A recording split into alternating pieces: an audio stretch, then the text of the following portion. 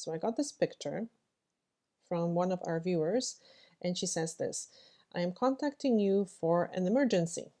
I am living in a very small island in Indonesia and I'm diving every day. I had the gel on my nails and I got it removed today and had a dark green brown area on one of the nails. So I removed it all. And obviously, she removed the gel from other nails as well. I rushed to a doctor, but they are very uneducated here, so no one knows what to do. And I don't know if this is fungus or it's a mold and how to treat it. It's none, actually. Uh, it gets worse. The nail technician had no idea. That's scary too. I need to fix this quickly, and the internet says so many different things, and the doctors wanted to give me fungal pills that are not even allowed in Europe and very dangerous. Yes, some fungal medication can be very hard on the body. So I really need emergency help, and I follow you for so long, and I thought I would contact you. Okay, so I'm going to explain to you guys what this is, and I'm going to tell you what I would do, okay? Because as a nail technician, I can only deal and advise you on cosmetic problems, or tell you how cosmetics can help the appearance of your nails and maintain health of your nails. But this is not normal, this is not healthy. And what it is, it's a bacteria. It's a bacteria that got in between the gel and her natural nail. And because this is a bacteria, this is a medical issue, and I can't tell you what to do, but I guess I can I can share what I would do, okay? So this is not an advice on what to do. I'm just sharing with you what I would do. All right, so this can happen for two different ways. You can sometimes have a green underneath the nail. So this happens very often as a secondary infection. So sometimes people could have fungal infection or something that separates the nail or trauma the nail from the nail bed and the hyponychium. So this area is broken, so anything can invade from outside underneath the nail plate. So then the bacteria can get in, because that bacteria, it's actually called Pseudomonas. It's a family, I guess, of bacteria. It's a Pseudomonas bacteria, and that bacteria can be found in water, in the soil. It can be found on our skin. And usually that bacteria does not cause many issues unless it has a chance to multiply too much. And then if people have issues, if you have a strong immune system, then usually it's okay. But, you know, sometimes people could be immunocompromised. They can suffer with some chronic illnesses, and that could be a big problem for them. So again, this can happen underneath the nail, but it can also happen between the enhancement. So some type of semi-permanent or permanent product. So gel, acrylic, so liquid and powder, and dip, or those builder gels, the builder bases, rubber bases, or however they're called, marketed. And this can happen when the product lifts and the bacteria, the water and the bacteria, gets underneath the product, in between the product and the natural nail, and decides to make a home out of that space. And it gets worse, because the bacteria needs to eat, right? So it eats the nail plate. Terrible. Basically, it damages the keratin, and it gets worse. The green that you see, it's basically the byproduct of the bacteria. So the bacteria poops green and it stains the nail. So this usually starts as well, first we see that there was a lifting of the product, and we keep obviously an eye on the enhancement. So if there isn't a lifting, every time there is a lifting, you never glue it down. You always have to remove it, re-clean the nail, and then reapply the product. Normally what happens, even if there is a bacteria, it takes time for the bacteria to obviously multiply. So it takes a few weeks for this to happen. So when you have a clear enhancement or like a transparent enhancement, you would always tell the client, okay, pay attention to you know, the nails, if there was any color changes, anything like that, let me know, because then we would just take the product off, clean the nail, and we would reapply. And you know, I've been a nail technician for over 25 years, and we've been taught that basically this is not a big deal, and the product then has to be removed or soaked off or however. And once the bacteria is exposed to air and the nail is cleaned, dehydrated, then the bacteria is dead. But now there was a growing evidence suggesting that sometimes not all the bacteria gets killed by air. So that is a problem. So I guess if the infection or the bacteria is just on the top of the nail and then you clean it up, then it could be okay, I guess.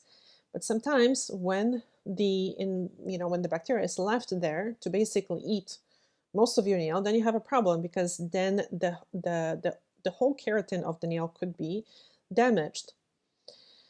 So then I guess just exposing it for a little bit would not kill all the bacteria. So, and also let's not forget this. So this is a problem, right? Because as nail technicians, we are supposed to work on healthy nails, and this is not a healthy nail. This is bacteria. So like, what do you do? I'm honestly curious. What do you guys think? Because um, let's just imagine this. You have a client that comes in and she, you know, instead of coming in every 2 to 3 weeks, like we recommend, everything she thought lasted really well, or maybe she couldn't make it back because she was away, blah, blah, whatever. And the product grew out. And as the product grows out and as the product ages, it naturally loses the flexibility as well. And when the nail is too long, it becomes imbalanced and it can almost like lift the product as you're bending the nail as well. So sometimes this happens. And unfortunately, it happens even more. I mean, the bigger problem is when there is their opaque product on the nail. So then you don't even see this happening. And this is why I really was never a fan of uh, opaque enhancement products, because you can't see what's going on underneath. And sometimes there could be a microscopic little channel that opening in between the enhancement. You just don't see what's happening. And you don't notice it until this becomes like black. So until it's too late. And then as a nail technician, you should not be working on infected areas. So what do? Right? So this is one of the reasons also why I don't remove products that I haven't applied personally, because this can happen. And I've seen it. I've seen many pictures, and I've seen it in the salon, and I've seen it, other nail technicians would send each other pictures not knowing what to do. And this could be quite common. Sometimes all the nails are affected because they all lifted and people sometimes glued it back in, and they couldn't get to the salon, or they just didn't even realize, nobody told them that this can happen. So they're like, oh, okay, maybe I've had even clients, after me telling them, they thought that something got underneath, like I don't know, something stained the nail. Meanwhile, this was a bacteria, and it's even more scary. That can happen to people that work in hospitals. And this is one of the reasons why they say no enhancements in hospitals, because if you have this bacteria, and if you're dealing with people that are, you know, for example, especially burn victims, people on ventilators, like this can become a major issue, because when those people are exposed to this type of bacteria, it can literally kill them. So this is a big problem. But let's go back to this situation and what I see and what I would do personally if this was my nail. First of all, I wouldn't have a gel that was opaque, that I wouldn't be able to see what's going on underneath. But let's say this happened to me. To me, this does not look too bad. So yes, the color is already going kind of from green to a little bit dark green, but the nail does not look too deeply invaded. What I would do, first of all, for sure, I would shorten all the nails, because when the nail is longer like this, when you bend the nail actually bends in this area, creating even more trauma to the nail. So what I would do, I would definitely would not reapply any enhancement product on the nail. No nail polish, absolutely nothing. I would expose this to the air, and yes, it's ugly. It's very ugly. And what happens is this is a stain, and you wouldn't be able to remove it all. Like I said earlier, when it's very superficial, when it's just on the very top, sometimes removing it, gets rid of the problem. But another problem, this is another problem. Basically, when you file into this area, you're filing into bacteria, and now you're making it airborne. So that's another problem, right? Because now you have all these green pooping bacteria all over your desk and all over. You could be breathing it in. That can cause lung issues. Not a good situation, right? So we really, really, really want to avoid this. Okay, so what I would do, I would probably soak my nail in vinegar solution, because this is like a first line of um, action, I guess that's how you say it, to treat this. And that, again, it's not going to remove the green, but it's going to deal with the bacteria. And I'm going to list the percentages in my reference in the description box. You don't want to make it too strong. And just soak it every day for 10 minutes or so until the area grows out. Also, very important, I would keep an eye on, so I would take a picture and I would keep an eye on the color, because if the color stays the same and it's growing out, it's okay, because obviously it's not getting worse. But if there are any changes, if there is any darkening, if this area is getting bigger, then it's a big problem, and I would definitely go and see a doctor, because this can lead to a big problem, because the bacteria can actually then, I don't know, invade the nail bed and cause a big issue. So then you have to go on antibiotics, or I don't know what the doctors would recommend. But normally, when this happens, I'm surprised that they suggested fungal infection. I'm surprised. But normally when they do some kind of a culture, so when they take a sample of the nail, they test for fungal infection. But if someone wants to check this for the Pseudomonas bacteria, they would have to tell the lab to check for that as well.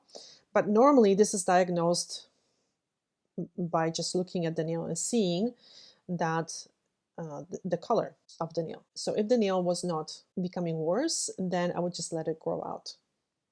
And this probably is going to take about 2 months to grow out. Now, personally, because I see there is a significant damage, then I would use products, let's say like the Isden pen, just to support the growth of the natural nail and just keep the surface of the nail together. I would definitely use jojoba just to keep the nail from getting more damaged, and keep the nail short, and the other nails as well, because they are going to, here, they're going to break. You can see there's a lot of damage. Keep the nails short, no free edge whatsoever, until the damage grows out.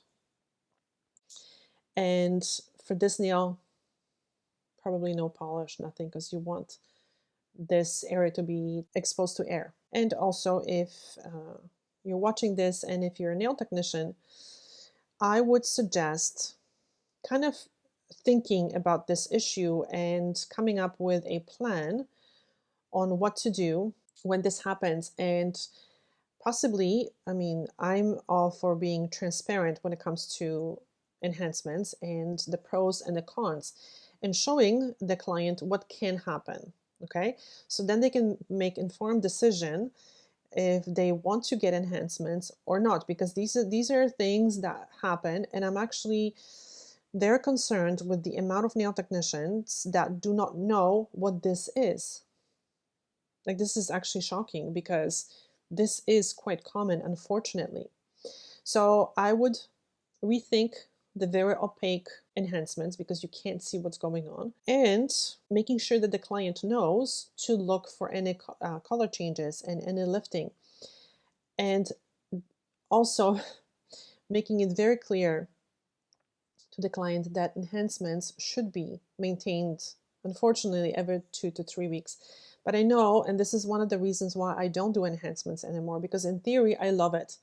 I think it's a great idea for some people, but in ideal world, that makes sense. But in the real world, people very often wait until the nails are basically, the gel is falling off the nails, until there are infections underneath the nails before they come in and they get something done. Very often people are very proud, or even nail technicians are very proud, that their enhancements last 4 to 5 to 6 weeks. And I get that all the time. It's like, oh, our product lasts very long. It lasts four weeks, up to 6 weeks. But if something gets underneath, which it does happen, even if your procedures are very clean, but there is a trauma to the nail and there is an opening between the product and the natural nail, and the bacteria gets in, that 4 to 5 to 6 weeks can allow the bacteria to really set in and damage that nail plate. And then again, as a nail techs, we are then not able to work on the nail like that. So again, this is a big problem, and I'm very curious about what you guys think. So please let me know in the comment section, and I hope this video was helpful. And thank you so much for watching. Bye. And as I'm editing this video, I just realized that I didn't say something very important. Make sure that the file that you have used to remove the gels, to file into the green area, you throw it out, okay? Because usually files are porous and they cannot be sanitized properly and they can't be disinfected properly. So make sure you throw it out and use a new file from now on. Buy yourself a new file. And the metal tools, if you've used some, you can just wash them in warm water and soap, and then you can soak them for 10 minutes in about 70% alcohol. And that should be enough for personal use. So don't forget that.